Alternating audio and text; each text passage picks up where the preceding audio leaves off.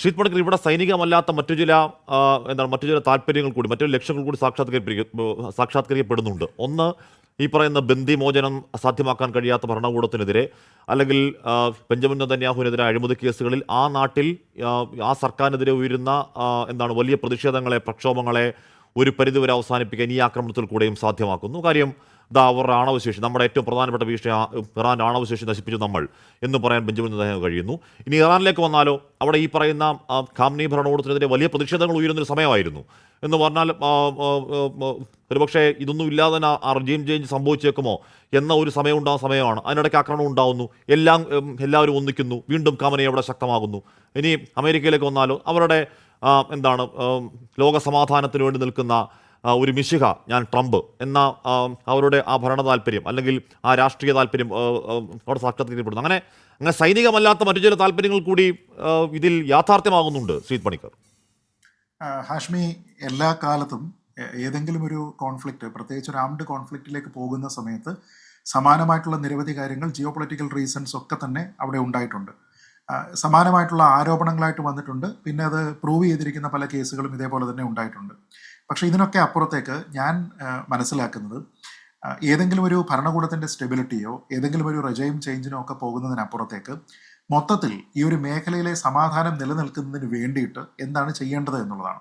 ഇപ്പം വെറുതെ അല്ലല്ലോ ഈ അന്താരാഷ്ട്ര ആണവോർജ്ജ ഏജൻസി എന്ന് പറയുന്ന ഒരു സംഭവം വെറുതെ അല്ല ഉണ്ടായിരിക്കുന്നത്. അത് ഉണ്ടാകുന്നതിന് കൃത്യമായിട്ടുള്ള ഒരു ഉദ്ദേശ ലക്ഷ്യമുണ്ട്. അത് യുഎന്നിൻ്റെ കീഴിലാണ് പ്രവർത്തിക്കുന്നത് എങ്കിൽ പോലും അതിനൊരു ഓട്ടോണമസ് പവർ ഉണ്ടാകുന്നതിനുള്ള ഒരു കാരണമുണ്ട്, അതിനൊരു സ്ട്രക്ചർ ഉണ്ടാകുന്നതിനുള്ള കാരണമുണ്ട്. ഇതെല്ലാം തന്നെ ഉദ്ദേശിക്കുന്നത് വളരെ റെസ്പോൺസിബിളായിട്ട് ഒരു ലോകത്തിനെ മുഴുവൻ നശിപ്പിക്കാൻ കപ്പാസിറ്റി ഉള്ള ഒരു കാര്യത്തിനെ കൈകാര്യം ചെയ്യുന്ന സമയത്ത് റെസ്പോൺസിബിലിറ്റി ഉണ്ടാക്കുക എന്നതിൻ്റെ പേരിലാണ്. ഇപ്പം നമുക്കറിയാം, ബന്ദി ക്രൈസിസിനെ പറ്റി നമുക്കറിയാം, അതേപോലെ തന്നെ ഹമാസ് പിന്നെ ഇസ്രായേലുമായിട്ടുള്ള പ്രശ്നത്തിനെ പറ്റി നമുക്കറിയാം, ലോകത്ത് നടക്കുന്ന പലതരത്തിലുള്ള കോൺഫ്ലിക്റ്റുകളെ പറ്റി അറിയാം. പക്ഷേ അതിനൊക്കെ കൂടുതലായിട്ടുള്ള പ്രാധാന്യം ഒരുപക്ഷെ ഇപ്പോൾ ഈ ഒരു ക്രൈസിസിന് ഉണ്ടാകുന്നതിൻ്റെ കാരണം തന്നെ ഇതിലുള്ള ന്യൂക്ലിയർ എലമെന്റ് കൊണ്ടാണ്. റഷ്യയും യുക്രൈനും തമ്മിൽ നടക്കുന്ന സമയത്ത് അത് ഉണ്ടാകുന്നില്ല. റഷ്യ അങ്ങനെയുള്ള ഒരു പവറാണ് എന്ന് എല്ലാവർക്കും അറിയാവുന്നതാണ്.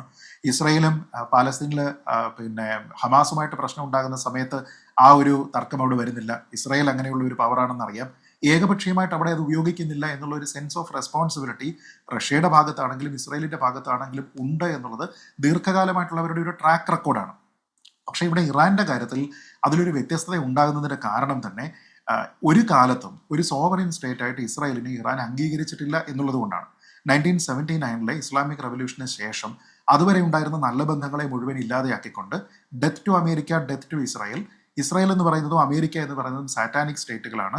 ഇത് രണ്ടും, പ്രത്യേകിച്ച് ഇസ്രായേൽ, ഭൂലോകത്ത് ഉണ്ടാകാൻ പാടില്ല എന്ന രീതിയിലത്തേക്കുള്ള ഒരു ഔദ്യോഗിക പൊസിഷൻ എടുത്തിരിക്കുന്ന ഒരു രാജ്യമാണ് ഇവർ.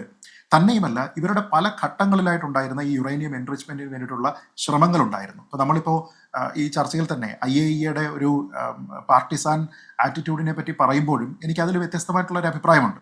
അതായത് നമുക്ക് എല്ലാവർക്കും ഓർമ്മയുണ്ടാകും, ഇറാഖിൽ വെപ്പൺസ് ഓഫ് മാസ് ഡിസ്ട്രക്ഷൻ ഉണ്ട് എന്ന് പറഞ്ഞുകൊണ്ട് സമാനമായിട്ടുള്ള ഒരു ആരോപണത്തിൻ്റെ പുറത്ത് അന്ന് അമേരിക്ക ഇറാഖിനെ ഒരു അധിനിവേശത്തിന് വേണ്ടിയിട്ടൊക്കെ പോകുന്ന സമയമാണ്, ന്യൂട്രലൈസ് ചെയ്യാൻ. ആ സമയത്ത് അതിനെ റെസിസ്റ്റ് ചെയ്തിരിക്കുന്ന ഏറ്റവും പ്രധാനപ്പെട്ട അന്താരാഷ്ട്ര ബോഡി എന്ന് പറയുന്നത് അന്താരാഷ്ട്ര ആണവോർജ്ജ ഏജൻസിയാണ്. കാരണം അവർക്ക് ഡയറക്റ്റ് സൈറ്റ് ഇൻസ്പെക്ഷൻ കൂടാതെ റിമോട്ടായിട്ടുള്ള സെൻസിങ് ഉണ്ട്. അതിൻ്റെ ഭാഗമായിട്ട് അവിടെ എന്തെങ്കിലും കാര്യങ്ങൾ സൂക്ഷിച്ചിട്ടില്ല എന്നുള്ളതാണ് ഞങ്ങളുടെ ബോധ്യമെന്ന് അന്ന് പരസ്യമായിട്ട് ഇവർ പറഞ്ഞിരുന്നതാണ്. അതേപോലെ തന്നെ പണ്ടും ഇറാൻ, ഇപ്പോൾ നമ്മളിപ്പോൾ പറഞ്ഞല്ലോ, ഇപ്പോഴത്തെ ഒരു സാഹചര്യത്തിൽ ഇറാൻ്റെ കാര്യങ്ങളെ വെച്ചിട്ട് ഇസ്രായേൽ കൂടുതൽ കോംപ്ലിക്കേറ്റ് ചെയ്യുകയാണോ, നെതന്യാഹുവിൻ്റെ ഒരു പവർ സ്ട്രഗിൾ അവിടെ നടക്കുന്നുണ്ടോ എന്ന് ചോദിച്ചാൽ, ഒരു 20-25 വർഷം മുമ്പ് മുതലെങ്കിലും ഇറാനുമായിട്ടുള്ള ഈ ഒരു പ്രശ്നമുണ്ട്. അത് ഇസ്രായേൽ പല സ്ഥലങ്ങളിലായിട്ട് ഉയർത്തുന്നുണ്ട്. അത് റിപ്പീറ്റഡ് ആയിട്ട് IAEA പരിഗണനയിൽ വരുന്നുണ്ട്. മുമ്പ് ഈ രീതിയിലത്തേക്കുള്ള ഒരു എൻറിച്ച്മെന്റ് കേപ്പബിലിറ്റി ഇറാൻ അച്ചീവ് ചെയ്തിട്ടില്ല എന്നുള്ള ബോധ്യം അന്താരാഷ്ട്ര ആണവോർജ്ജ ഏജൻസിക്ക് ഉണ്ടായിരുന്ന സമയത്ത് അമേരിക്കയുടെ പ്രഷറിനെ പോലും അവർ റെസിസ്റ്റ് ചെയ്തിട്ടുമുണ്ട്. പിന്നെ അവർക്ക് ഈ നേരത്തെ സൂചിപ്പിച്ച ഒരു കാര്യത്തിൽ ഒരു ഫാക്ച്വൽ പ്രശ്നമുണ്ട്. ഈ പെർമനന്റ് മെമ്പേഴ്സ് ഇല്ല, IAEA പെർമനന്റ് മെമ്പേഴ്സ് ഇല്ല. ഡിസൈനിൽ, അതിൻ്റെ ഫൗണ്ടിങ്ങിൽ തന്നെ അമേരിക്കൻ ഇൻട്രസ്റ്റ് ഉണ്ട്. അമേരിക്കയുടെ ഫണ്ടിങ് ഇപ്പോഴും പോകുന്നുണ്ട്, 25-30% ഉണ്ട്. അവരുടെ പോളിസിക്ക് അനുസരിച്ചിട്ടാണ് അതിൻ്റെ പല കാര്യങ്ങളും പോകുന്നത്. അവർക്ക് ഇൻഫ്ലുവൻസ് ചെയ്യാൻ കഴിയും. പക്ഷേ എങ്കിൽ പോലും അതിൽ മറ്റുള്ള മേജർ സ്റ്റേക്ക് ഹോൾഡേഴ്സ് ഉണ്ട്. റഷ്യയെ പറ്റി പറഞ്ഞതുപോലെ തന്നെ ചൈനയുണ്ട്. 13 പേര് സ്ഥിരമായിട്ട് അങ്ങനെ വരുന്ന മെമ്പേഴ്സാണ്. ഈ സ്ഥിരമെന്ന് പറയുമ്പോഴും അതിൽ ചില രാജ്യങ്ങളൊക്കെ തന്നെ സ്ഥിരമായിട്ട് വരുന്നു എന്നതിനപ്പുറത്തേക്ക് പെർമനന്റ് സീറ്റ് എവിടെ ഇല്ല.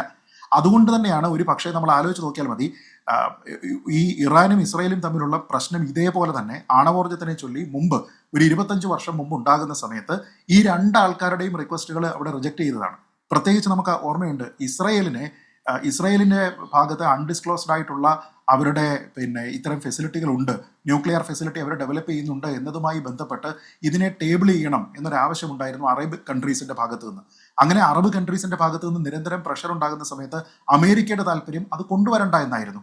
പക്ഷേ എന്നിട്ട് പോലും ആ 2 വർഷ കാലയളവിൽ ഇതിന്റെ ചർച്ചയുമായി വരുന്ന ഓരോ ബോർഡ് മീറ്റിങ്ങിലും ഈ ഇസ്രായേലിന്റെ വിഷയം അവർ പ്രസന്റ് ചെയ്തിട്ടുണ്ട്. എന്ന് വെച്ച് കഴിഞ്ഞാൽ അതിനെയൊക്കെ തന്നെ റെസിസ്റ്റ് ചെയ്യാനായിട്ട് ഈ ഒരു ബോഡിക്ക് സാധിച്ചിട്ടുണ്ടെന്നുള്ളതാണ്. അപ്പം ഞാനിവിടെ കാണുന്ന ഏറ്റവും ഗുരുതരമായിട്ടുള്ള പ്രശ്നം, വലിയ രീതിയിലത്തേക്ക് ഇതിന്റെ സമ്പുഷ്ടീകരണം നടത്തുകയും നിങ്ങളുടെ ഒരു സ്റ്റേറ്റഡ് പോളിസി എന്ന് പറയുന്നത് ഒരു രാജ്യം ഈ ഭൂമുഖത്ത് ഉണ്ടാകാതെ ഇരിക്കുക എന്നുള്ളതാണ് എങ്കിലും നിങ്ങൾ അതിനെ ഒരു സോവറിൻ സ്റ്റേറ്റ് ആയിട്ട് റെക്കഗ്നൈസ് ചെയ്യാൻ തയ്യാറല്ല എങ്കിലും നിങ്ങൾ അവർക്കെതിരെ പ്രോക്സി വാർ നടത്തുന്നതിന് വേണ്ടിയിട്ടുള്ള ഫണ്ടിങ് നടത്തുക, ആയുധങ്ങൾ കൊടുക്കുക, മറ്റുള്ള സഹായങ്ങൾ, ട്രെയിനിങ്, ഈ കാര്യങ്ങളെല്ലാം കൊടുക്കുകയും ചെയ്യുന്നുണ്ടെങ്കിൽ ഇസ്രായേൽ പറയുന്ന എക്സിസ്റ്റൻഷ്യൽ ത്രെട്ട് എന്ന് പറയുന്നത് ഇൻഡിപെൻഡന്റ് ആയിട്ടുള്ള ഒരു ഏജൻസിക്ക് വേണമെങ്കിൽ വാലിഡേറ്റ് ചെയ്യാം. കാരണം ഫോറിൻ പോളിസി അപ്പോൾ പ്രധാനമാണ്. ഇപ്പോൾ ഇന്ത്യയും പാകിസ്ഥാനും തമ്മിൽ 2 രാജ്യങ്ങളും ന്യൂക്ക് രാജ്യങ്ങളാണ്. ആദ്യം അച്ചീവ് ചെയ്തിരിക്കുന്നത് നമ്മളാണ്. പക്ഷേ നമ്മുടെ റെസ്പോൺസിബിലിറ്റി എന്താണ്? 1970-കളിൽ ഇത് അച്ചീവ് ചെയ്തിട്ടും നമ്മൾ ഇന്നേ വരെ ഈ ന്യൂക്ലിയർ ത്രെട്ട് റേസ് ചെയ്തിട്ടില്ല. നമ്മൾ ഒരിക്കലും ഫസ്റ്റ് യൂസ് നമ്മുടേതായിരിക്കും എന്ന് നമ്മൾ പറയുന്നില്ല. പാകിസ്ഥാനും സമാനമായിട്ടുള്ള പോളിസി ഉണ്ടല്ലോ. അപ്പോൾ അങ്ങനെ റെസ്പോൺസിബിൾ ആയിട്ട് ഉപയോഗിക്കുന്ന ഒരു രാജ്യവും റെസ്പോൺസിബിലിറ്റി ഇല്ലാതെ ഉപയോഗിക്കുന്ന രാജ്യവും തമ്മിലുള്ള വ്യത്യാസമുണ്ട്. ഇപ്പോൾ ഇസ്രായേലിനെ സംബന്ധിച്ച് അവർക്കും എനിക്ക് തോന്നുന്ന ഒരുപക്ഷെ ഇന്ത്യക്ക് കിട്ടിയിരിക്കുന്ന ഏകദേശം ആ സെയിം പീരീഡിലൊക്കെ തന്നെ അവർ ഈ കപ്പാസിറ്റി ഒക്കെ ഡെവലപ്പ് ചെയ്തതാണ്. അത് അവർ സീക്രട്ടീവായിട്ട് തന്നെ നമ്മൾ ചെയ്തത് എങ്ങനെയാണോ അതേപോലെ തന്നെ ചെയ്തിരിക്കുന്നതാണ്. പക്ഷെ അവർക്ക് ഇത്രയും വലിയ എക്സിസ്റ്റൻഷ്യൽ ക്രൈസിസ് പലപ്പോഴും ഉണ്ടായിട്ടും, യമനിലാണെങ്കിലും സിറിയയിലാണെങ്കിലും ഈ പാലസ്തീനിൽ നിന്നാണെങ്കിലും ഒക്കെ തന്നെ ഉണ്ടായിട്ടുണ്ടെങ്കിലും അവരത് ഉപയോഗിച്ചിട്ടില്ല. ഞാൻ പറയുന്നത് അങ്ങനെയുള്ള ഒരു സോവറിൻ സ്റ്റേറ്റും അതല്ലാതെ ഞങ്ങൾ ഇങ്ങനെ ഒരു രാജ്യം ഇവിടെ ഉണ്ടാകരുത് എന്ന് പ്രതീക്ഷിക്കുന്ന ഒരു രാജ്യവും തമ്മിൽ ഇത് ഉണ്ടാക്കുമ്പോൾ ഈ പ്ലാനിൽ ഒരു കാര്യമായിട്ടുള്ള ഒരു പ്രശ്നമുണ്ട്. 2 രാജ്യങ്ങളും തമ്മിലുള്ള ഏറ്റവും ഫണ്ടമെന്റൽ ആയിട്ടുള്ള ഒരു ഡിഫറൻസ് ഞാൻ പറയാം. ഇറാൻ ഇസ്രായേലിനെ ഒഫീഷ്യലായിട്ട് അംഗീകരിക്കുന്നില്ല ഒരു സോവറിൻ സ്റ്റേറ്റ് ആയിട്ട്. പക്ഷെ തിരിച്ച് ഇസ്രായേൽ അങ്ങനെയല്ല ചെയ്യുന്നത്. ഇസ്രായേൽ ഇറാനിനെ ഒരു സോവറിൻ സ്റ്റേറ്റ് ആയിട്ട്, ഒരു ഇൻഡിപെൻഡന്റ് സ്വതന്ത്ര പക്ഷേ ഞാൻ പറയുന്നത്, പക്ഷേ ഇന്ത്യയും പാകിസ്ഥാൻ നമ്മുടെ കയ്യിൽ ആണവായുധങ്ങൾ ഉണ്ട് എന്ന് സമ്മതിച്ച രാഷ്ട്രങ്ങളാണ്. നമ്മൾ രഹസ്യമായി വെക്കുന്നില്ല. പക്ഷേ ഇസ്രായേൽ അങ്ങനെയല്ല. ഇസ്രായേൽ ഇപ്പോഴും സമ്മതിച്ചിട്ടില്ല. ഞാൻ അങ്ങനെയൊക്കെ എത്താം. അബ്ദുള്ള ബാസിൽ, ഇവിടെ അതിനൊക്കെ അപ്പുറം ഞാൻ ഉറച്ചു വിശ്വസിക്കുന്നു, ഇറാന്റെ ഭാഗത്ത് പലസ്തീൻ പോലൊരു രാഷ്ട്രമാണെങ്കിൽ ഇത് സംഭവിക്കില്ല. ഒരു ട്രംപ് ഇടപെടില്ല. ഒരു ട്രംപിൻ്റെയും രോഷം ഉണ്ടാവില്ല. അതിന് കാരണം എന്താണ്? ഇപ്പോൾ ഡിറ്ററൻസ് എന്നൊരു വാക്കിനോട് എനിക്ക് വിയോജിപ്പായിരുന്നു. ഈ പറയുന്ന ആയുധങ്ങൾ കുന്നുകൂട്ടി വെക്കുന്ന യഥാർത്ഥത്തിൽ അശാന്തിക്ക് പകരം മേഖലയിൽ ശാന്തി ഉണ്ടാകും എന്ന വാദത്തോട് ഞാൻ വിയോജിക്കലായിരുന്നു. പക്ഷേ ഇവിടെ കണ്ടത്, ഗാസയിൽ കണ്ടതുപോലെ കണ്ണത്താ ദൂരത്തോളം കൊടുക്കുന്ന നാശങ്ങൾ ടെല്ലവീവിൽ കണ്ടു. ഗാസയിൽ കണ്ടതുപോലെ കുഞ്ഞുങ്ങളെ എടുത്ത് ഓടാൻ വിധിക്കപ്പെട്ട അച്ഛന്മാരെയും അമ്മമാരെയും നമ്മൾ ഇസ്രായേലിൽ കണ്ടു. ഗാസയിൽ കണ്ടതുപോലെ കിടപ്പാട നഷ്ടങ്ങൾ കണ്ടു. ടെല്ലവീവിൽ, ഹൈഫയിൽ, മൊസാദ് ആസ്ഥാനത്ത്, IDF കേന്ദ്രങ്ങളിൽ, ഏറ്റവും പ്രധാനപ്പെട്ട ഗവേഷണ സ്ഥാപനത്തിൽ, മൈക്രോസോഫ്റ്റ് ആസ്ഥാനം, സ്റ്റോക്ക് എക്സ്ചേഞ്ച്, ആശുപത്രി കെട്ടിടങ്ങൾ ഒക്കെ ഉണ്ടായ നാശം ഇസ്രായേലിന് അതിന് അധിനിവേശ ചരിത്രത്തിൽ ആദ്യമായാണ്. അതുകൊണ്ട് ഇനി നമ്മൾ 12 നാൾ കണ്ടതുപോലെ ഇറാന് നേരെ ആദ്യം ഒരാക്രമണത്തിന് ഇസ്രായേൽ മുതിരുമെന്നും വീണ്ടും ആ മേഖല സംഘർഷഭരിതമാകുമെന്നും കരുതാൻ കഴിയുമോ അബ്ദുള്ള ബാസിൽ? അത് ഡിറ്ററൻസ് ആണ്. ആ വാക്ക് ശരിയാണെന്ന് തെളിയുകയല്ലേ? യെസ്, തീർച്ചയായും. അവിടെയാണ് നമ്മൾ പറയുന്നത് കേവലമായിട്ടുള്ള, നേരത്തെ ശ്രീജിത്ത് പണിക്കർ പറഞ്ഞു, ഇവിടെ ഇറാന്റെ പല പ്രോക്സികളെ കുറിച്ച്. തീർച്ചയായും അതൊരിക്കലും ഒരു എഫക്റ്റീവ് സ്ട്രാറ്റജി അല്ല. അതിനോട് തീർച്ചയായും വിയോജിക്കുകയാണ്. ഒരു ഭാഗത്ത് ഹിസ്ബുള്ളയും അതുപോലെ തന്നെ ഹൂത്തികളൊക്കെ ആയിട്ട് അവർ ചെയ്ത ആ ഒരു പണി ഒരു നിലക്കും എഫക്റ്റീവ് അല്ല, അത് സമാധാനമല്ല ഉണ്ടാക്കുന്നത് എന്നുള്ളത് തെളിഞ്ഞ ഒരു കാര്യമാണ്. എന്നാൽ അതേ സമയത്ത് ഇവിടെ ശ്രീജിത്ത് പണിക്കർ പറഞ്ഞ ചില കാര്യങ്ങൾ കേട്ടപ്പോൾ എനിക്ക് കുറച്ച് തോന്നി, ചില കാര്യങ്ങൾ തോന്നി. കാരണം എന്താ വെച്ചാൽ മേഖലയിലെ സമാധാനം എന്ന് പറഞ്ഞുകൊണ്ട് സെൻസ് ഓഫ് റെസ്പോൺസിബിലിറ്റിയെ കുറിച്ചാണ് ശ്രീജിത്ത് പണിക്കർ ഇവിടെ പറഞ്ഞിട്ടുള്ളത്. അതിന് ഇസ്രായേലിന്റെ ട്രാക്ക് റെക്കോർഡ് എടുത്ത് നോക്കിയാൽ നമുക്ക് മനസ്സിലാകുമെന്നുള്ളതാണ്. എന്താണ് ഇസ്രായേലിന്റെ ട്രാക്ക് റെക്കോർഡ്?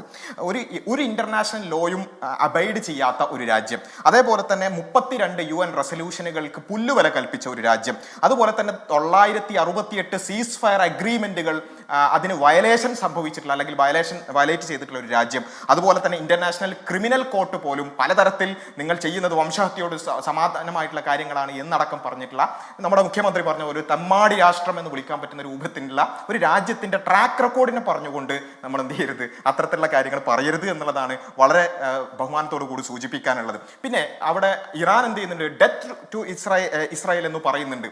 എന്നാൽ ഇസ്രായേൽ എന്താ ചെയ്യുന്നത്? ഇസ്രായേൽ ഇറാൻ അംഗീകരിക്കുന്നു എന്നൊക്കെ പറയുന്നത്. ഏത് ഇറാനെയാണ് ഇസ്രായേൽ അംഗീകരിക്കുന്നത്? ഈ പറഞ്ഞ ഷിയാ റവല്യൂഷന് മുമ്പുള്ള ഇറാനെയാണ് എന്ത് ചെയ്തത്? ഇസ്രായേൽ അംഗീകരിക്കുന്നത്.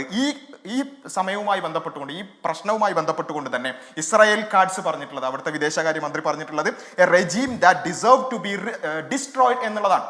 ഡെത്ത് ടു ഇസ്രായേൽ എന്ന് പറയുന്നത് പോലെ മറ്റൊന്ന് പറയണത് a regime that deserve to be destroyed, destroy ചെയ്യപ്പെടേണ്ട റെജീം എന്നുള്ളതാണ്. അപ്പൊ അപ്പുറത്ത് റെജീം ചേഞ്ച് വേണമെന്നാണ് പറയുന്നത്, ഇപ്പുറത്ത് റെജീം ചേഞ്ച് വേണമെന്നാണ് പറയുന്നത്. അപ്പോൾ രണ്ട് കൂട്ടരും അങ്ങോട്ടും ഇങ്ങോട്ടും പ്രശ്നക്കാർ തന്നെയാണ് എന്നുള്ളതിൽ കാര്യത്തിൽ സംശയമൊന്നുമില്ല. പിന്നെ IAEA കാര്യം പറഞ്ഞു. IAEA നമ്മൾ പറയുന്നത് NPT സൈൻ ചെയ്യുക പോലും ചെയ്യാത്ത ഇസ്രായേലാണ് എന്ത് ചെയ്യുന്നത്, പിന്നെ ഇറാനെ കുറ്റപ്പെടുത്തുന്നത് എന്നുള്ളതാണ്. പിന്നെ IAEA സൈൻ ചെയ്തിട്ടില്ലേ, അല്ലെങ്കിൽ IAEA മെമ്പർ അല്ലേ ചോദിക്കുക. പക്ഷേ ഇസ്രായേൽ IAEAയുടെ കോംപ്രിഹെൻസീവ് സേഫ് ഗാർഡ് അഗ്രിമെന്റ് എന്ത് ചെയ്തിട്ടില്ല? സൈൻ ചെയ്തിട്ടില്ല. കോംപ്രിഹെൻസീവ് ചെയ്തിട്ടുണ്ടോ? ഇല്ല, തീർച്ചയായും. അതാണ് ഞാൻ പറയുന്നത്. അവിടെയാണ് അമേരിക്കയുടെ ഒരു ബയാസ് തിരിച്ചറിഞ്ഞുകൊണ്ട് തന്നെയാണ് എന്ത് ചെയ്തിട്ടുള്ളത്, ഇന്ത്യ സൈൻ ചെയ്യാത്തത്. അപ്പോ നിങ്ങൾ പറയുന്നത് വെച്ചാൽ ഇവിടെ ഇറാന് മാത്രമായിക്കൊണ്ടൊരു പ്രശ്നം പറയുകയാണ്. അവിടെയാണ് ഞാൻ പറയുന്നത്. താങ്കളുടെ വ്യാഖ്യാനമാണ്. അല്ലല്ല, ഒരു സെക്കൻഡ്, അത് താങ്കളുടെ വ്യാഖ്യാനമാണ്. പക്ഷെ ഇന്ത്യയെ സംബന്ധിച്ചിടത്തോളം ഇന്ത്യയുടെ സ്റ്റേറ്റഡ് പോളിസിയാണ് NPT സൈൻ ചെയ്യേണ്ടതെന്ന്. അതേപോലെ തന്നെ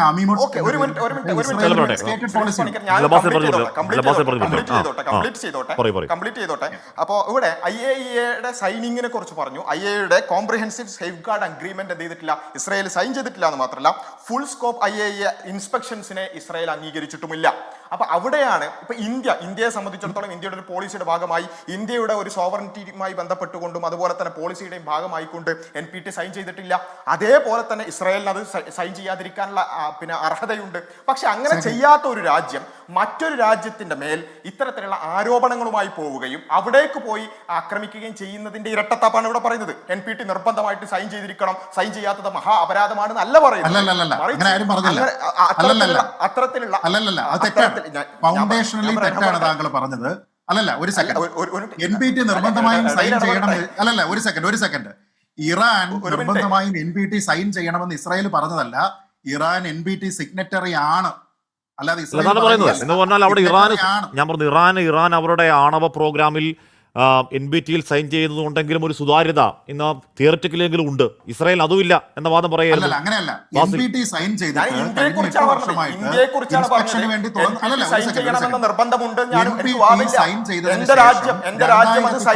ശേഷം ഒരൊറ്റ തവണ പോലും അല്ലല്ല, നോക്കൂ, ഇത് കേൾക്കൂ. NPT സൈൻ ചെയ്യുകയും എന്നാൽ ആ സൈൻ ചെയ്തതിന് ശേഷം 2018 ശേഷം ഫിസിക്കൽ ഇൻസ്പെക്ഷൻ ഞങ്ങൾ അനുവദിക്കില്ല എന്ന് പറയുകയും ചെയ്യുന്നത് എന്ത് നിലപാടാണെന്നാണ് ഞാൻ ചോദിക്കുന്നത്. ഇവിടെ ഗ്രോസി എന്ന് പറഞ്ഞ IAEAയുടെ DG തന്നെ പറയുന്നു, ഞങ്ങളുടെ പക്കൽ ഇറാന്റെ ആണവായുധങ്ങളുടെ തെളിവില്ല എന്ന് ഗ്രോസി തന്നെ പറയുന്നു. അമേരിക്കൻ തുളസി ഗബ്ബാർഡ് പറയുന്നു, അവിടെ ആണവായുധങ്ങൾ ഉണ്ടായിട്ടില്ല, അവർ എന്നേ നിർത്തിയതാണെന്ന് പറയുന്നു. എന്ന് പറയാൻ കഴിയുന്നത് എന്തുകൊണ്ടാണ്? അവർക്ക് അതിനെപ്പറ്റി ഐഡിയ ഉള്ളതുകൊണ്ടാണ്. ഇസ്രായേലിന്റെ ഈ പ്ലാനിനെ പറ്റിയോ പ്രോഗ്രാമിനെ പറ്റിയോ ആർക്കും ഒരു ഐഡിയ ഇല്ല. റഫാൽ ഗ്രോസിയുടെ കണക്കല്ലേ ഇറാന്റേത്? ഔദ്യോഗികമായിട്ടുള്ള കണക്കല്ലേ ഇറാന്റേത്? ഔദ്യോഗികമായി മുന്നിൽ വെച്ചിരിക്കുന്ന കണക്കല്ലേ ഇറാൻ? ഗ്രോസി പറയുന്നു. ഏത് ഗ്രോസി? IAEAയുടെ DG ഗ്രോസി പറയുന്നു, ഈ പറയുന്ന ഇറാൻ ഈ പറയുന്ന രീതിയിൽ ആണവായുധം ഡെവലപ്പ് ചെയ്തു എന്ന് നമ്മൾക്ക് യാതൊരു തെളിവില്ലെന്ന് പറയുന്നു. തുളസി ഗബ്ബാർഡ് അത് തന്നെ പറയുന്നു. കഴിഞ്ഞ മെയ് മാസം 17-ാം തീയതിയുള്ള IAEAയുടെ റിപ്പോർട്ടിലാണ് താങ്കൾ നേരത്തെ പറഞ്ഞിരിക്കുന്ന 9400 കിലോഗ്രാമിന്റെ കാര്യവും അല്ല 60% കാര്യവും. അല്ലാതെ ആണവായുധം അല്ലത്, അത് ആണവായുധം ഡെവലപ്പ് ചെയ്തിട്ടില്ല. അല്ലല്ല, അവർ പറഞ്ഞെന്താ, 60% എത്തിയിരിക്കുന്ന സാധനം വെപ്പൺ ഗ്രേഡ് 90% എത്താൻ ഏറ്റവും സാധ്യതയുള്ളത് 400 കിലോഗ്രാം. അങ്ങനെയാണ് റിപ്പോർട്ട്. അതെ, പക്ഷെ IAEAയുടെ പക്കൽ ഇസ്രായേലിന് എന്തെങ്കിലും വിവരമുണ്ടോ? ഞാൻ പറയുന്നത് കൃത്യം കിലോ കണക്കിന് ഈ പറയുന്ന യുറേനിയം ഹെക്സാഫ്ലൂറൈഡ് എത്രയാണ്, അവരുടെ മെറ്റൽ യുറേനിയം എത്രയാണ്, അവരുടെ പ്ലാന്റിലുള്ള യുറേനിയം മെറ്റൽ എത്രയാണ് എന്നൊക്കെ കൃത്യമായി IAEAക്ക് അറിയാമല്ലോ. ഇസ്രായേലിന് എന്തെങ്കിലും ആർക്കെങ്കിലും അറിയാവോ? അവർ സമ്മതിക്കുന്നുണ്ട് എപ്പോഴെങ്കിലും? ഇന്ത്യയുടേതുമില്ല. അത് തന്നെയാണ് ഞാൻ പറഞ്ഞത്. നിങ്ങൾ സിഗ്നറ്ററി ആണെങ്കിൽ അതാണ് IAEA നോക്കുക. നിങ്ങൾ സിഗ്നറ്ററി ആണെങ്കിൽ അപ്പോൾ ഒരു കാര്യം വ്യക്തമാണ്, തുറന്നു കൊടുക്കണം എന്നുള്ള കണ്ടീഷന്റെ പുറത്താണ്. അല്ല ബാസിൽ ഇന്ത്യ അത് ചെയ്യുന്നില്ലല്ലോ. ഒരു കാര്യം വ്യക്തമാണ്, അതായത് ഒരു രാജ്യത്തിന്റെ യുറേനിയം സ്റ്റാറ്റസിനെ പറ്റി ലോകത്തിനറിയാം, ഒരു രാജ്യത്തിന്റെ യുറേനിയം സ്റ്റാറ്റസ് ലോകത്തിന് അറിയില്ല. അതിപ്പം IAEAയിൽ ഒപ്പിട്ടതും ഇല്ലാത്തതുകൊണ്ടും. പക്ഷെ ഒരു രാജ്യത്തിനെ പറ്റി ഒന്നും അറിയില്ല, ഒരു രാജ്യത്തിന് എല്ലാം അറിയാം എന്ന രണ്ട് രാജ്യങ്ങൾ തമ്മിലുള്ള ഏറ്റുമുട്ടലിനെ പറ്റി ബാസിൽ പറയുകയായിരുന്നു. അല്ലല്ല, ഞാൻ താത്വികമായി. ഹാഷ്മിയോട് തിരിച്ചു ചോദിക്കുന്നത് ഇന്ത്യയുടെ കപ്പാസിറ്റി എത്രയാണെന്ന് ഹാഷ്മിക്ക് ഇരട്ടത്താപ്പാണ്. പറയാമോ? അറിയണ്ടെന്നേ, ഇന്ത്യയുടെ കപ്പാസിറ്റി അറിയാമോ? അത് അറിയണ്ട. ഇന്ത്യയുടെ കപ്പാസിറ്റി അറിയേണ്ട കാര്യമില്ല. എന്തുകൊണ്ട്? ഇന്ത്യയുടെ കപ്പാസിറ്റി അറിയേണ്ട കാര്യമില്ല. കാര്യം ഇന്ത്യ യുദ്ധത്തിലല്ല, അതുകൊണ്ട്. അല്ല, കാര്യം ഇന്ത്യ യുദ്ധത്തിലല്ലെന്നേ, അതുകൊണ്ട്. ഇന്ത്യ പാകിസ്ഥാനുമായിട്ട് യുദ്ധത്തിൽ പോയപ്പോൾ ആരെങ്കിലും അറിയണമെന്ന് പറഞ്ഞോ? അല്ല, അറിയണ്ടാന്നേ. ഇവിടെ ഞാൻ പറയുന്നത് അതെന്താ അറിയണ്ടാത്തെ? അറിയണ്ടാത്ത എന്താ വെച്ചാൽ എന്താണ് ഇറാനിൽ ഈ പറഞ്ഞ സാധനം ഉണ്ടെന്ന് ഇസ്രായേൽ അങ്ങോട്ട് ആക്രമിച്ചു. അല്ലല്ല, അപ്പൊ ഒരു രാജ്യത്തിന്റെ കാര്യം മൊത്തം അറിയാം. ഏകപക്ഷമായി ആക്രമിച്ചു. അങ്ങനെയല്ല, അതുകൊണ്ടാണ് അറിയണമെന്ന് പറയുന്നത്. അല്ല, ബാസിൽ പറഞ്ഞു പൂർത്തിയാകട്ടെ. അങ്ങനെയാണെങ്കിൽ ഹാഷ്മി, അല്ല, ബാസിൽ പറഞ്ഞു പൂർത്തിയാകട്ടെ. അല്ലല്ല, ബാസിൽ പറഞ്ഞു പൂർത്തിയാകട്ടെ. താങ്കൾ ഓപ്പറേഷൻ സിന്ദൂറിനെ കുറ്റം പറയേണ്ടി വരും. പ്രീഎംപ്റ്റീവ് സ്ട്രൈക്കാണ്. അതുപോലെയാണ് ഇവിടെ ഒരു രാഷ്ട്രത്തിന്റെ അല്ല പഠിക്കട്ടെ, അല്ല ശ്രീ പണിക്കർ, ഇവിടെ IAEA-ൽ ഒപ്പിട്ട ഇവിടെ IAEA-ൽ ഒപ്പിട്ട ഒരു രാജ്യം, അതിന്റെ ആണവ വ്യവഹാരങ്ങൾ അറിയപ്പെടുന്ന ഒരു രാജ്യവും ആ രാജ്യത്തിന്റെ മേലേക്ക് ഉള്ള കാര്യങ്ങളൊക്കെ രഹസ്യമായി വെക്കുന്ന മറ്റൊരു രാജ്യം പോയി ആക്രമിക്കുന്നു. അതേപറ്റി പറയാണ്. അല്ല, ബാസിൽ പറഞ്ഞ് പൂർത്തിയാകട്ടെ. അല്ലല്ല, അതാണ്. അതുകൊണ്ടാണ് വാദം ഉയരുന്നത്. അതുകൊണ്ടാണ് വാദം ഉയരുന്നത്. മറ്റൊരു രാജ്യം ഈ പരാതിപ്പെടുന്ന അല്ലല്ല സീത്തെ, അതുകൊണ്ടാണ് വാദം ഉയരുന്നത്. ഇപ്പൊ ഇന്ത്യ ഇന്ത്യ പാകിസ്ഥാന്റെ ഇന്ത്യ പാകിസ്ഥാന്റെ യുറേനിയം കേന്ദ്രങ്ങളിലേക്ക് ആക്രമിച്ചാൽ ലോകരാജ്യങ്ങൾ ആവശ്യം ഉന്നയിക്കും. ഇല്ലെന്ന് ശ്രീത്തിന് പറയാവോ? അയ്യോ, ഇപ്പൊ നമ്മളിവിടെ മാധ്യമങ്ങൾ ഇവിടെ ആഘോഷിച്ച ചടങ്ങുണ്ടായിരുന്നു. ആഘോഷം എന്തായിരുന്നു? ഇവിടെ എന്തുകൊണ്ടാണ് നമ്മുടെ മാധ്യമങ്ങൾ ഇവിടെ ആഘോഷിച്ചത് എന്താണ്? ഈ ആവശ്യം എന്തുകൊണ്ടാ ആരാ ചോദ്യം ചെയ്തത്? ശ്രീത്തെ ആവശ്യം എന്തുകൊണ്ടാ? ഇസ്രായേൽ ഇറാനിലേക്ക് ആക്രമിച്ചു. എങ്ങോട്ടേക്ക് ആക്രമിച്ചു? ഈ പറഞ്ഞ ആണവായുധങ്ങൾ ഉണ്ടെന്ന് പറഞ്ഞ് ആക്രമിച്ചു. ആണവായുധങ്ങൾ ഇല്ലെന്ന് ഗ്രോസി പറയുന്നു. ആണവായുധങ്ങൾ തുളസി കബാഡ് പറയുന്നു. അതുകൊണ്ടാണ് പറഞ്ഞത് ഇസ്രായേലിന്റെ ഈ പറഞ്ഞ എന്തെങ്കിലും ആർക്കെങ്കിലും അറിയാവോ എന്ന് പറയുന്നു. അല്ല, ബാസിൽ പറഞ്ഞു പൂർത്തിയാകട്ടെ. ആണവായുധങ്ങളില്ല, ആണവായുധങ്ങളുണ്ടെന്ന് ആരും പറഞ്ഞിട്ടില്ല. ഈ പറയുന്ന ഒരു ഏജൻസി പറഞ്ഞിട്ടില്ല. ബാസിൽ സമയം ഇല്ല, ശ്രീത്തിന് സമയമല്ല, ഇത് ശ്രീത്തിന് സമയമല്ല, ഇത് ബാസിൽ. ഇല്ല, ബാസിൽ പറഞ്ഞു പൂർത്തിയാകട്ടെ. ഇല്ല, ശ്രീത്തിന് സമയമല്ല, ഇത് ബാസിലിന്റെ സമയം, ഇത് ബാസിലിന്റെ സമയം. ഇല്ല, ശ്രീത്ത് പറഞ്ഞപ്പോൾ ബാസിൽ മിണ്ടാതിരുന്ന ഞാനും മിണ്ടാതിരുന്ന ചോദ്യങ്ങളില്ല. ഇല്ല, അത് 90% ഇല്ല, ശ്രീജിത്ത് പറയുമ്പോൾ ശ്രീജിത്ത് പറയുമ്പോൾ ഇസ്രായേലിന് എക്സിസ്റ്റൻഷ്യൽ ക്രൈസിസ് ഉണ്ട്. ഇല്ലെന്നേ, അല്ലെന്നേ, ബാസിൽ പറഞ്ഞ് പൂർത്തിയാക്കുന്നു. അല്ലെന്നേ, ബാസിൽ പറഞ്ഞ് പൂർത്തിയാക്കുന്നു. എന്റെ അഭിപ്രായം അതല്ല, ഇസ്രായേലിന്റെ അഭിപ്രായം അതല്ല. അത്രയുള്ള വ്യത്യാസം. ഓക്കെ, ബാസിൽ. ഇവിടെ വംശഹത്യയൊക്കെ അനുകൂലിക്കാൻ വന്നിട്ടുള്ള ശ്രീജിത്ത് പണിക്കർ ഇവിടെ പറഞ്ഞിട്ടുള്ളത് കാര്യം എന്താ വെച്ചാൽ അല്ലല്ല, ശ്രീത്തെ പ്രകോപിതനാവല്ലേ, ശ്രീത്തെ പ്രകോപിതനാവല്ലേ, ശ്രീത്തെ പ്രകോപിതനാവല്ലേ, ശ്രീത്തെ ഇങ്ങനെ പ്രകോപിതനാവല്ലേ, അടങ്ങ്. അല്ല, ശ്രീത്തെ ഇങ്ങനെ പ്രകോപിതനാവല്ലേ. താങ്കൾ പറഞ്ഞപ്പോൾ ഒന്നും മിണ്ടാതിരുന്ന ആളല്ലേ ബാസിൽ. ശ്രീത്തെ ഇങ്ങനെ പ്രകോപിതനാവല്ലേ, ഇങ്ങനെ പ്രകോപിതനാവല്ലേ. ശ്രീത്ത് പറഞ്ഞ ബാസിൽ കേട്ടോണ്ടിരുന്നല്ലേ. ബാസിലിന്റെ ചോദ്യങ്ങൾക്ക് മറുപടി ഇല്ലാത്തതുകൊണ്ടാണ് ശ്രീത്ത് ഇങ്ങനെ ഇടപെടുന്നത്, അസഹിഷ്ണുമാവുന്നത്. ഇല്ല, ബാസിലിന്റെ ചോദ്യങ്ങൾക്ക് മറുപടി ഇല്ലാത്തതുകൊണ്ടാണ് ശ്രീത്ത് ഇങ്ങനെ അസഹിഷ്ണുമാവുന്നത്. ബാസിലിന്റെ ചോദ്യങ്ങൾക്ക് മറുപടി ഇല്ലാത്തതുകൊണ്ടാണ് ശ്രീത്ത് ഇങ്ങനെ അസ്വസ്ഥനാവുന്നത്. ശ്രീത്ത് അടങ്ങൂ, സമയം തരാം. ബാസിൽ പറഞ്ഞ് പൂർത്തിയാക്കട്ടെ. എന്തിനാണ് നിങ്ങൾ അസ്വസ്ഥപ്പെടുന്നത്? എന്തിനാണ് അസ്വസ്ഥപ്പെടുന്നത്? ബാസിൽ പറഞ്ഞ് പൂർത്തിയാക്കട്ടെ. അയ്യോ, ശ്രീത്തെ അസ്വസ്ഥപ്പെടല്ലേ, ബാസിൽ പറഞ്ഞ് പൂർത്തിയാക്കട്ടെ. അസ്വസ്ഥപ്പെടല്ലേ, ബാസിൽ പറഞ്ഞ് പൂർത്തിയാക്കട്ടെ.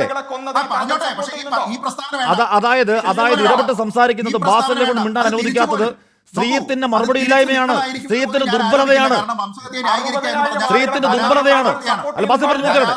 ഇല്ല, സ്ത്രീത്തിന്റെ ദുർബലതയാണ്, സ്ത്രീത്തിന്റെ മറുപടി ഇല്ലായ്മയാണ്, ദുർബലതയാണ്. ബാസിൽ പറഞ്ഞ് പൂർത്തിയാക്കട്ടെ. ബാസിൽ പറഞ്ഞ് പൂർത്തിയാക്കട്ടെ. അല്ലല്ല, ബാസിൽ പറഞ്ഞ് പൂർത്തിയാക്കട്ടെ. അല്ല, സ്ത്രീത്തെ ഇങ്ങനെ ഇടപെടല്ലേ, നാണക്കേടാണ്, മോശമാണേ. അല്ല, ബാസിൽ പറഞ്ഞു പൂർത്തിയാക്കും. ഇല്ല, എനിക്ക് ഇടപെടാനും. അതായത് ബാസിത്തിന്റെ മറുപടി ഇല്ലായ്മയിൽ ലാസ്റ്റ് ചർച്ച അലമ്പാക്കി മറുപടി ഇല്ലായ്മ ഉണ്ടാക്കലാണ് ശ്രീത്തിന്റെ ലക്ഷ്യം. അത് ദുർബലതയാണ്, അത് ശ്രീത്തിന്റെ മറുപടി ഇല്ലായ്മയാണ്. ബാസിൽ പറഞ്ഞു പൂർത്തിയാക്കും. അത് ശ്രീത്തിന്റെ മറുപടി ഇല്ലായ്മ. ശ്രീ തടങ്ങും. ഇല്ല, ഇവിടെ ശ്രീത്ത് പറഞ്ഞത് ഇവിടെ ശ്രീജിത്ത് പറഞ്ഞത് ബാസിൽ കേട്ടോണ്ടിരിക്കുക. ശ്രീത്ത് എല്ലാരും കേട്ടോണ്ടിരിക്കുക. ആരും ഇടപെട്ടില്ല അങ്ങോട്ടും ഇങ്ങോട്ടും.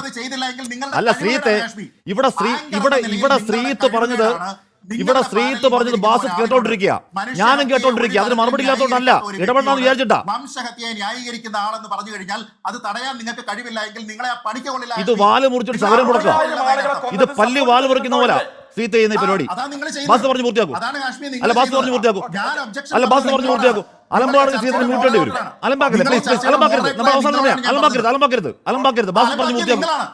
ബാസിത് പറഞ്ഞു പൂർത്തിയാക്കും. ബാസിത് പറഞ്ഞു പൂർത്തിയാക്കട്ടെ. ശ്രീത്തെ ബാസിത് പറഞ്ഞു പൂർത്തിയാക്കട്ടെ. മറുപടി ഇല്ലായ്മയിൽ അസ്വസ്ഥമാവുക ശ്രീത്ത്. മറുപടി ഇല്ലായ്മയിൽ ശ്രീത്ത് അസ്വസ്ഥമാവുക. ബാസിത്ത് ചിരിച്ചോണ്ടിരിക്കുക, ബാസിത്ത് ചിരിച്ചോണ്ടിരിക്കുക. അതായത് ശ്രീജിത്തിന്റെ ഈ വിഷയത്തിലെ ദുർബലത പ്രകടമാക്കാൻ ശ്രീത്തിന് ഇടപെട്ടുകൊണ്ട് ശ്രീത്ത് ഇടപെട്ടോണ്ടിരിക്കുക. ശ്രീത്തിന്റെ മറുപടി ഇല്ലായ്മയിൽ ദുർബലത ഇടപെട്ടോണ്ടിരിക്കുക. രോഷപ്പെടുക ഒരു കാര്യമില്ല. ബാസിത്ത് പറഞ്ഞു പൂർത്തിയാക്കും. ബാസിത്ത് പറഞ്ഞു പൂർത്തിയാക്കും. ബാസിത്ത് പറഞ്ഞു പൂർത്തിയാക്കും. അല്ലെന്ന് ഒരു മര്യാദ പറഞ്ഞിട്ടില്ല. ശ്രീത്തിന്റെ വാദങ്ങളുടെ പൊള്ളത്തരം തുറന്നു കാണുമ്പോൾ കാണുന്ന അസ്വസ്ഥതയാണ് ഈ കാണുന്നത്. ശ്രീത്തിന്റെ വാദങ്ങൾ പൊളിയുമ്പോൾ കാണുന്ന അസ്വസ്ഥതയാണ് ഈ കാണുന്നത്.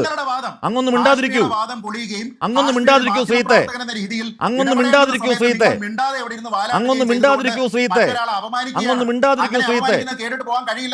കേൾക്കുന്നവർക്ക് മനസ്സിലാവുന്നുണ്ട്, കേൾക്കുന്നവർക്ക് മനസ്സിലാവുന്നുണ്ട്. ബാസിത് പറഞ്ഞു പൂർത്തിയാക്കും. ബാസിത് പറഞ്ഞു പൂർത്തിയാക്കും. അങ്ങ് രോഷപ്പെടാതിരിക്കൂ, അങ്ങ് ബി പി കൂട്ടാതിരിക്കൂ. ബാസിത് പറഞ്ഞു പൂർത്തിയാക്കട്ടെ. ബാസിത് പറഞ്ഞു പൂർത്തിയാക്കും. ബാസിത് പറഞ്ഞു പൂർത്തിയാക്കട്ടെ. ശ്രീത്തെ ബാസിത് പറയട്ടെ. ബാസിത്തിനെ പറയാൻ സമ്മതിക്കില്ല ശ്രീത്ത്. കാരണം എന്താണ്? ബാസിത്തിന്റെ ചോദ്യം മറുപടിയില്ല. ബാസിത്തിന്റെ ചോദ്യം ശ്രീത്തിന് മറുപടിയില്ല. അത് കാരണം പറയാൻ അനുവദിക്കില്ല.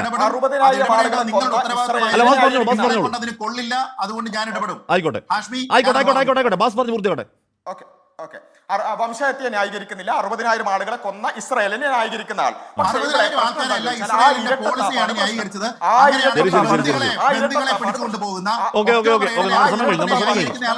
കാര്യം വ്യക്തമാവുന്നുണ്ട്.